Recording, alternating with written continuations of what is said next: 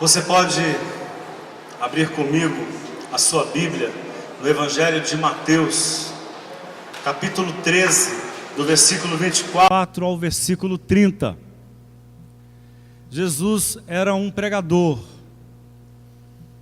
mas não era apenas um pregador, ele era um contador de histórias, ou um pregador que fazia da contação de histórias um dos seus artifícios mais importantes. Você não prega o Evangelho de Jesus, aquele que saiu da boca de Jesus, sem contar a história.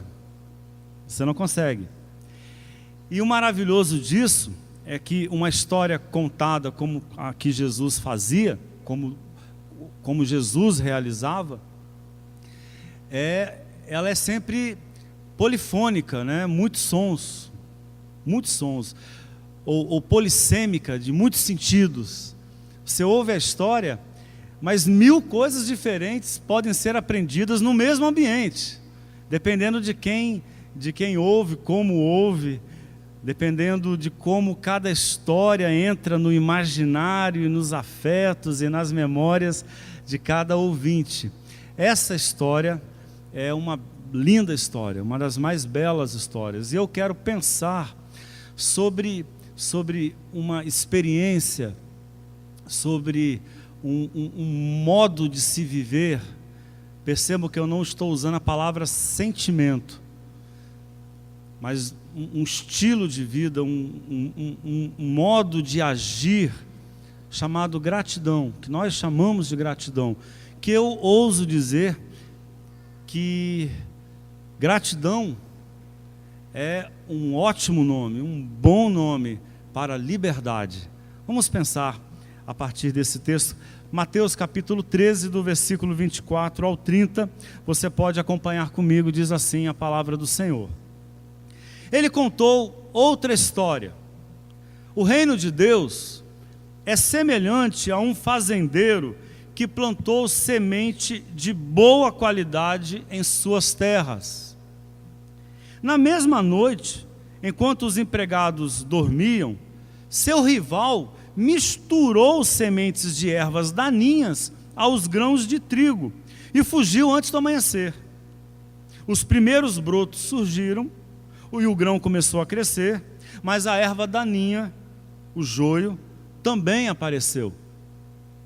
Os lavradores perguntaram ao fazendeiro: patrão, se o senhor plantou semente de boa qualidade, de onde veio a erva daninha?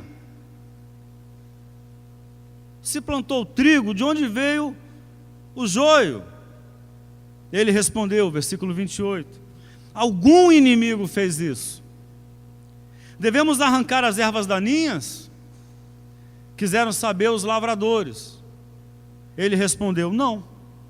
Pois se arrancarem as ervas daninhas, vocês vão arrancar o trigo também.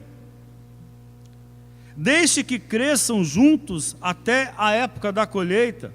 Vou instruir os ceifeiros a arrancar as ervas daninhas e amarrá-las em fardos para o fogo e a juntar o trigo para guardá-lo no celeiro. Amém.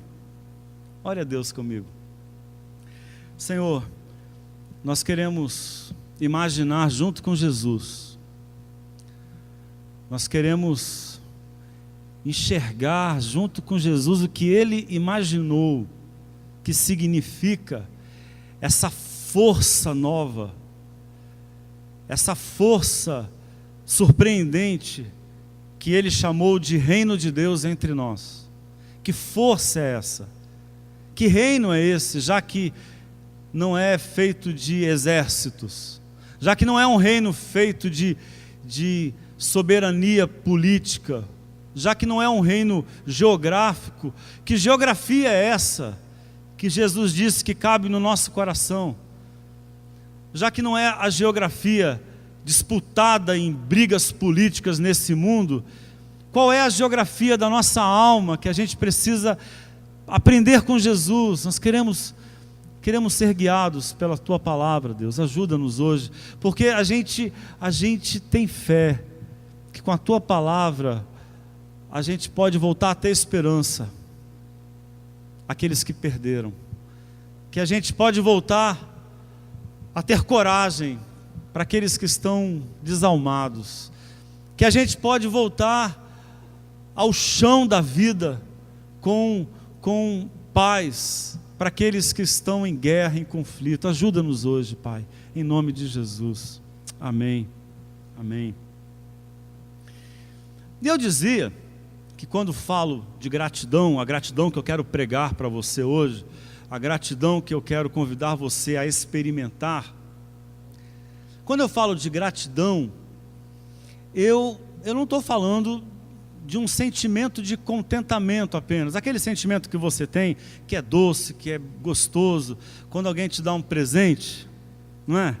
Quando alguém te faz um favor, quando alguém realiza alguma coisa que você pediu para que fosse feita, te serve de alguma forma. Quando isso acontece, você sente uma alegria, um contentamento, a gente chama isso de gratidão. Mas parece que gratidão é algo maior do que isso apenas ilustra, que é apenas um sinal da gratidão, esse prazer de ter sido agraciado por alguém, é apenas um sinal, é apenas um episódio, é uma gratidão episódica. Mas que a gratidão, ela é seriada, a gratidão ela é distribuída no modo como a gente toca a vida. Eu quero pensar a gratidão como algo maior, mais complexo, mais profundo, que demanda decisões, que demanda uma maneira de se viver. Inclusive, é importante a gente entender, ou pensar nisso que eu vou propor a você, que gratidão é na verdade o que a gente busca na vida, e não felicidade. Que felicidade é uma coisa bem menor, ela está abaixo da gratidão. Inclusive, é possível você ser feliz sem ser grato. Uma pessoa egoísta, por exemplo, ela experimenta felicidade no seu egoísmo, muitas vezes. Não saia por aí dizendo que o egoísta é uma pessoa triste, que não é verdade. Com muita frequência o egoísta é feliz, ocasionalmente, como todas as pessoas são ocasionalmente felizes. Também os egoístas ocasionalmente são felizes ali no amor a si próprio que move um egoísta, ele é feliz. Mas um egoísta jamais será grato. A experiência da gratidão, que eu quero entender que é uma força, um jeito de viver, que torna a nossa existência mais rica, a nossa existência mais saudável, mais doce, é um estilo doce de existir. E aí eu acho importante a gente dizer, inclusive, que a gratidão, ela é o caminho que a gente pega na bifurcação da tragédia,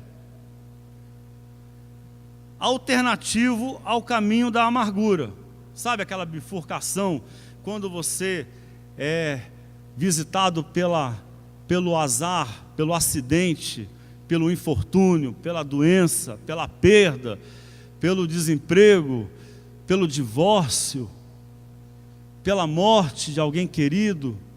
Nesse instante em que a vida é difícil, em que o inesperado acontece, que o acidental acontece, nesse momento, eu diria que necessariamente nós temos que decidir, nós podemos decidir por dois caminhos, melhor podemos do que temos. Podemos decidir entre dois caminhos. É claro que eu faço uma caricatura, talvez existam dezenas de caminhos, mas eu quero propor essa percepção da gratidão. O caminho que você pode pegar é o da gratidão.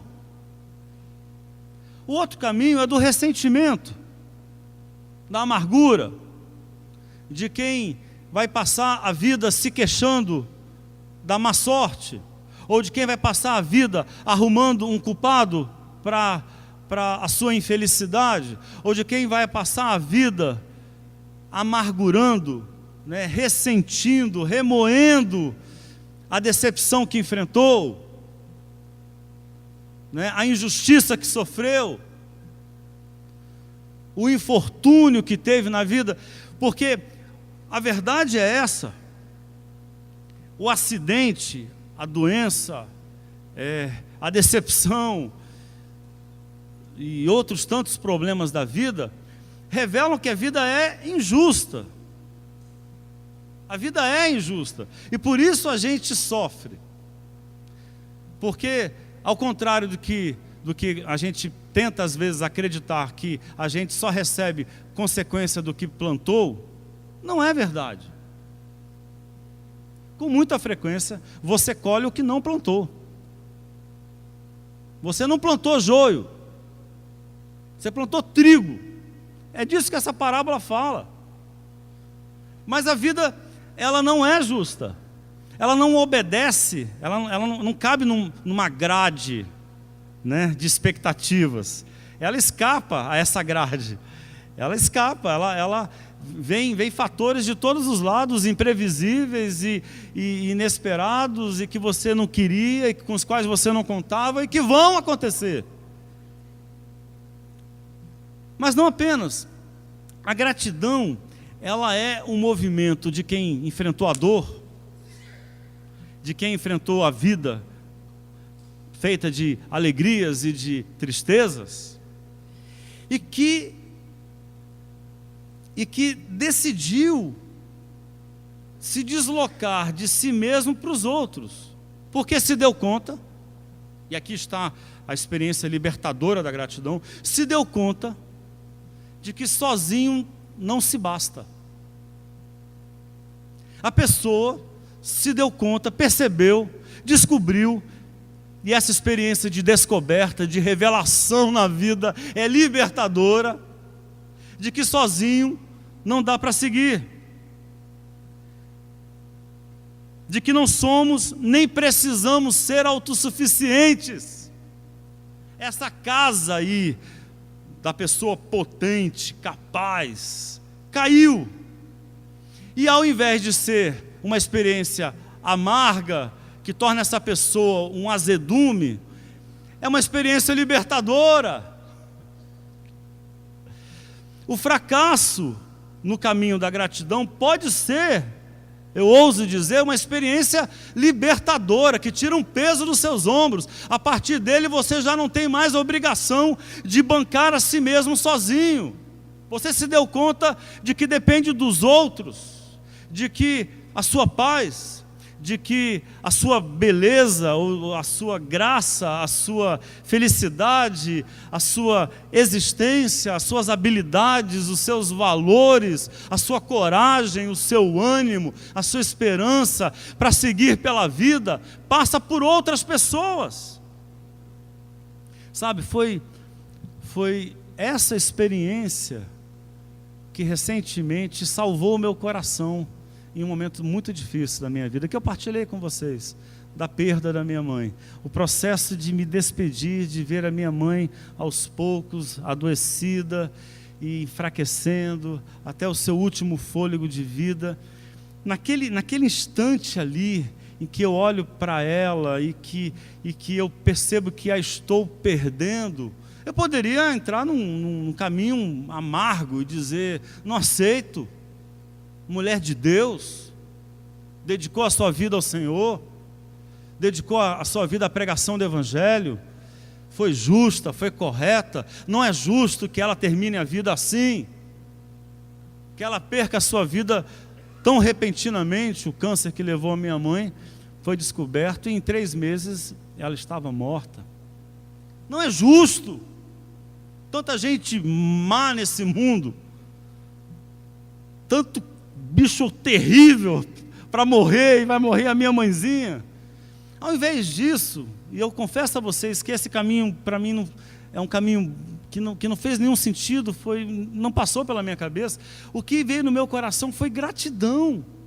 Naquele momento, o que me salvou, o que me fez respirar e não sucumbir à tristeza da perda, foi olhar para minha mãe e meu coração se encher de gratidão por tudo que eu recebi dela, por todo o amor que ela me deu. Eu olhei para aquele corpinho ali adoecido, que já mal conseguia andar, e me dei conta de que eu fui feito ali, eu fui gestado ali, e que ela me carregou no colo, e me deu de mamar, e que me ensinou, e que cuidou de mim, e que me amou, e que tantas vezes eu peguei o telefone para ligar para ela, e ela fazia questão de dizer: filho, eu tenho orgulho de você. E que essas palavras, que podem ser palavras simples, mas são palavras de amor, elas foram palavras que me constituíram, que me construíram, que fizeram quem eu sou. Esse instante de gratidão é libertador, percebe? Portanto, um dos nomes da liberdade, disso que a gente chama liberdade, da leveza de espírito, que faz a vida ser mais leve, mais fácil, é gratidão. Essa semana eu postei uma mensagem na rede social, no Twitter, que é replicada no Facebook, dizendo isso, que depois que passa, né, o luto, eu até chamei do luto narcísio, que é do narcisista, que vê a sua imagem, né, de intocável desmoronando, estilhaçando na sua frente, porque perdeu, porque não deu certo, porque fracassou, porque foi rejeitado. Depois que passa esse luto aí, a experiência de perder, a experiência com a impotência, com o limite da vida, descobrir que a sua vida tem limite, que você é bem menos potente do que você achava, que você fraqueja, que você lida com a morte. Depois que você descobre isso pode ser libertador. Aí eu até brinquei, só não deixa o insucesso subir a cabeça, né? Só não deixa o insucesso subir a cabeça. Ou seja, é possível ter uma experiência com o insucesso, com o infortúnio, que não nos torna um tipo de gente amarga, mas que pode oportunizar uma atitude com a vida mais relacional, e eu me dar conta de que sozinho não me basta, que eu preciso do outro, que eu preciso me abrir. E é assim que eu olho para esse texto e quero fazer a reflexão. E eu quero insistir numa mensagem. É possível que quando eu terminar de pregar essa mensagem aqui, eu consiga sensibilizar o seu coração e você tenha uma sensação de gratidão, uma vontade de ser mais grato, sabe? De ser menos reclamão, de ser menos bocuda, de ser menos linguarudo, de ser menos maledicente, sabe? Vontade de ser mais positivo, vontade de ser mais grato, vontade de ter uma atitude mais construtiva, mais amorosa com a vida. Pode ser, mas isso não vai durar uma noite. Amanhã você e eu acordamos tão ingratos quanto a gente foi a vida inteira. Não é verdade? Não é essa frustração que a gente sente? Porque a gratidão não é uma experiência que a gente tem no estalar de dedos. Gratidão não é uma experiência que a gente tem com uma oração. É preciso muitos dedos estalados para despertar a gente pela vida. É preciso muitas orações, um caminho, um estilo de vida, uma maneira de olhar. É preciso decisões.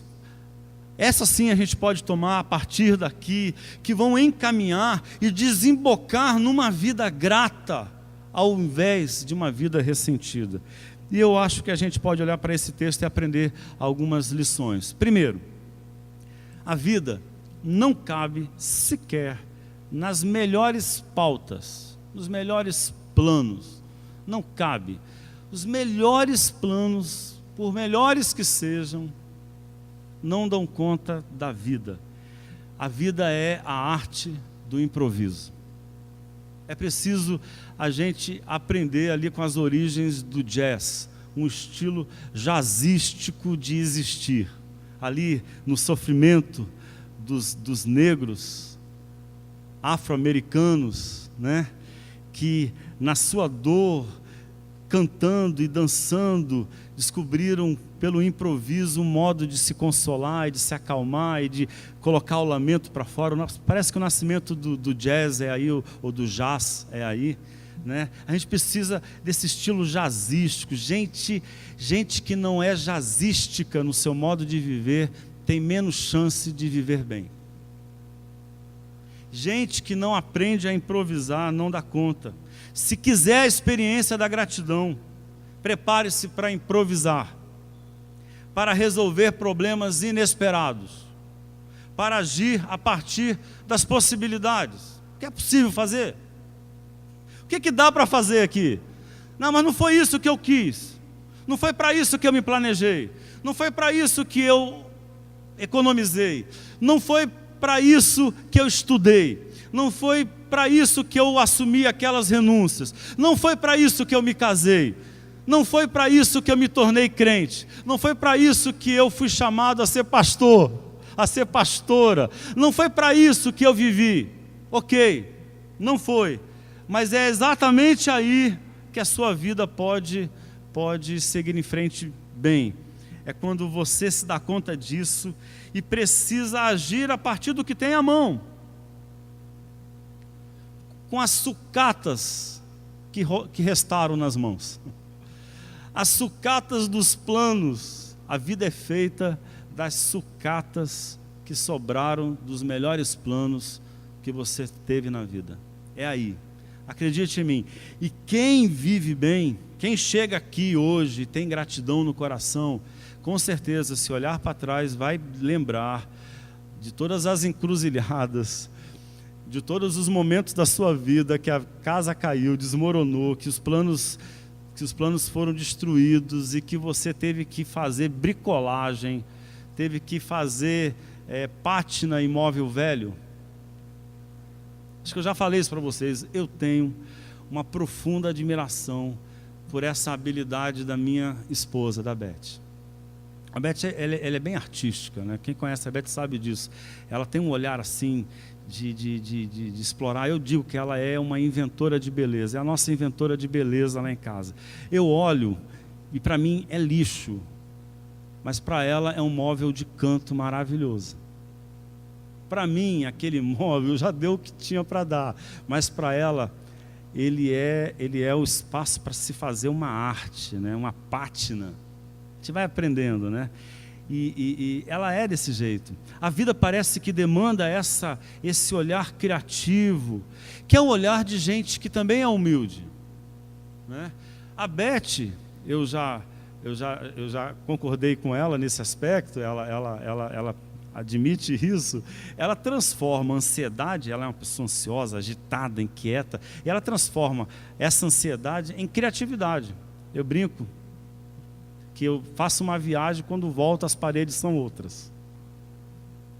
A minha ausência, eu já percebi, deixa ela bastante ansiosa. Ela não está aqui para ouvir, posso falar à vontade. O vazio, né, que eu provoco quando saio, ela ocupa com criatividade. Parece que é uma metáfora bacana da vida. A vida é isso. Está cheia de vazios, está cheia de sofrimento, de ansiedade, está cheia de sucata espalhada por aí, e às vezes mais sucata do que coisa pronta. E você precisa ouvir a voz do Espírito, que é criativo, é o Espírito que paira sobre as águas, o Espírito de Deus, o ruá de Deus criativo, lá em Gênesis. Lembra de Gênesis? Que paira sobre a face do abismo, sobre o caos, e a partir do caos cria todas as coisas. Nós também existimos assim. Se nós quisermos viver bem, temos que aprender com Deus a improvisar com as possibilidades que estão nas nossas mãos. Eu estive em Curitiba agora recentemente. A gente consegue passar aquele vídeo? Eu estive em Curitiba recentemente, na feira que a gente gosta muito, a Feira da Ordem. Quando você for em Curitiba, vá à Feira da Ordem. E eu e a Beth, a gente se diverte muito. E eu vi esse homem ali. E esse homem encheu o meu coração de admiração. Eu mesmo capturei o vídeo. A gente vai ter a chance de assistir agora.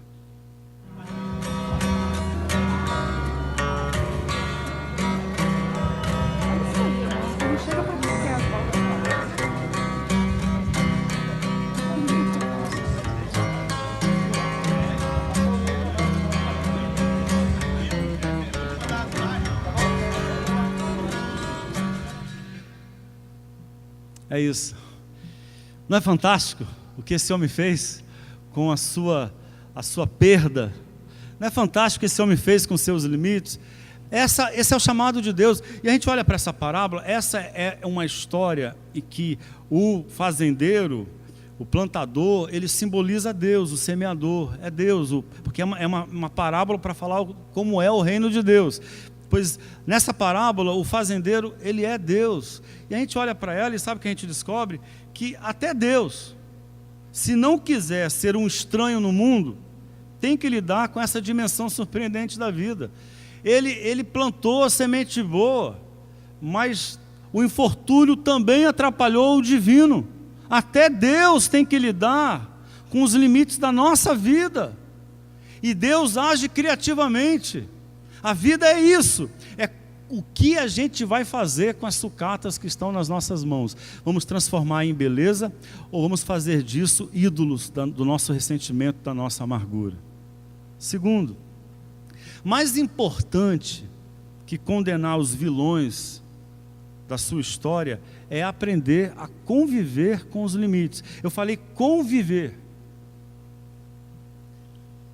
É aprender a lidar com as suas impossibilidades, com os insucessos presentes. Porque insucesso que a gente chama de insucesso não é uma coisa que a gente esquece da noite para o dia.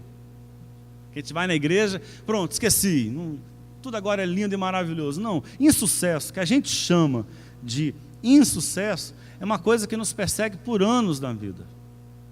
Perdas que a gente se lamenta a vida inteira. É a experiência que esse homem tem. Se a gente olha para essa história, é o que acontece. Essa é a lição. Quando eles se dão conta de que cresce joio, vou usar a palavra joio porque é uma palavra que caiu no imaginário religioso brasileiro, né? O joio, a erva daninha, quando ela é percebida pelos agricultores, eles se desesperam, chamam a atenção do patrão, foi o que aconteceu, e ele diz, foi um inimigo que nos fez isso. E aí eles dizem, você quer que a gente vá lá e tire o joio fora? E aí ele diz, não, porque se vocês tentarem tirar o joio agora, vocês vão tirar trigo junto. Esse esforço de fugir à crise, esse esforço de não aceitar o limite, esse esforço de se livrar dessa imagem de insucesso que está crescendo junto com a nossa vida, o joio que está crescendo junto com o trigo, vai acabar jogando fora a sua vida. Você vai tentar salvar a sua vida para manter essa imagem de intocável, de imponência, essa imagem de brilhante, né, admirável, para manter essa imagem de quem tem uma vida que deu tudo certo, que em casa tudo funciona maravilhosamente bem, que em casa os filhos fazem tudo do jeito que você quis, que a sua vida profissional é maravilhosa, que a sua igreja é tudo de bom. Essa tentativa de manter uma imagem vai acabar fazendo você destruir a própria vida, perder a própria vida. Porque essa é uma maneira confortável da gente lidar com o gosto amargo do insucesso. É a gente tentar encontrar mecanismos para manter a imagem de que não tem problema, para arrancar o joio. E um deles é o de encontrar vilões, né, de identificar as nossas vilanias. E aí, viver justificando a vida por causa de um vilão é uma tarefa esgotante. É uma tarefa que não tem fim, que vai roubar todas as suas forças. Porque funciona. A princípio parece que dá certo. Você dizer, eu estou assim por causa dessa pessoa. Eu estou assim por causa desse homem. Eu estou assim por causa dessa mulher. Eu estou assim por causa dessas pessoas que fizeram isso contra mim. Mas sabe qual é o problema? Você vai ter que ficar contando essa história para o resto da vida. Que o dia que você parar de contar essa história, o dia que você parar de ficar encontrando e procurando melhor, procurando vilões e vilanias, aos quais culpar pela sua mazela, pela sua dificuldade, aí você vai se ver perdido e desprotegido. É preciso um esforço infinito para reunir sempre argumentos que justifiquem a condenação de nossos vilões e suas vilanias. E aí, ao invés de você administrar a crise, de você lidar com ela, de você acolher inclusive os seus limites e aprender a viver com ele, você se torna uma pessoa paralisada pela amargura e pelo ressentimento. Ou faz isso, ou opta por um caminho distinto, que é o caminho de quem admite as suas fraquezas, de quem admite as suas impotências, de quem admite os seus limites, as suas debilidades, e ao fazer isso, se liberta. Pronto, agora você não tem mais a obrigação de provar ao mundo que é poderoso. Agora você não tem mais a obrigação de provar ao mundo que tudo que você faz dá certo. Fui sabotado, está aí, ó, tem joio crescendo junto com o trigo, e eu vou ter que ver esse maldito se desenvolver junto com o trigo que eu plantei também, vou ter que lidar com isso. É libertador, novamente. Não precisar se provar para o mundo é libertador. Admitir que você tem limites e debilidades não vai tornar você menor, ao contrário, vai tornar você uma pessoa mais consistente, uma pessoa mais leve, vai te dar mais desenvoltura, vai te dar mais energia, porque ao invés de você gastar a sua energia provando quem são os culpados da sua dor, você vai gastar a sua energia criando possibilidades com aquilo que você tem nas mãos. E finalmente, despedir-se do que não deu certo é o passo anterior ao recomeço. E às vezes é a nossa maior dificuldade. Às vezes a nossa maior dificuldade é a gente se despedir daquilo que não funcionou, daquilo que não deu certo. Porque temos a expectativa arrogante de reverter o infortúnio e retomar, né, o delírio de uma trajetória irretocável. Não é o que faz aquele plantador. Não é o que ele faz. Ele segue em frente. Ao invés de ir atrás do inimigo, de gastar a sua vida procurando pelo inimigo, ele admite que o inimigo fez isso. E deixa o trigo crescer, deixa a vida seguir, com graça. Eu gosto muito, descobri há pouco tempo as músicas de uma banda, Engenheiros do Havaí, que hoje atua muito ocasionalmente, mas já teve um tempo de muito sucesso, não faz tanto tempo assim, mas eu descobri bem depois disso, e a música se chama Depois de Nós, é uma composição do Carlos Maltes, e ela diz assim, olha que interessante: hoje os ventos do destino começaram a soprar, nosso tempo de menino foi ficando para trás, com a força de um moinho que trabalha devagar, vai buscar o teu caminho, nunca olha para trás. Hoje o tempo voa nas asas de um avião, sobrevoa os campos da destruição. É um mensageiro das almas dos que virão ao mundo depois de nós. Hoje o céu está pesado, vem chegando o temporal, nuvens negras do passado, delirante flor do mal. Cometemos o pecado de não saber perdoar. Sempre olhando para o mesmo lado, feito estátuas de sal. Hoje o tempo escorre dos dedos da nossa mão. Ele não devolve o tempo perdido em vão. É um mensageiro das almas, dos que virão ao mundo depois de nós. Meninos na beira da estrada escrevem mensagens com lápis de luz. Serão mensageiros divinos, com suas espadas douradas, azuis, na terra, no alto dos montes, florestas do norte, cidades do sul, meninos avistam ao longe a estrela do menino Jesus. Não é lindo? Vamos ficar em pé. Eu gostaria de orar com vocês.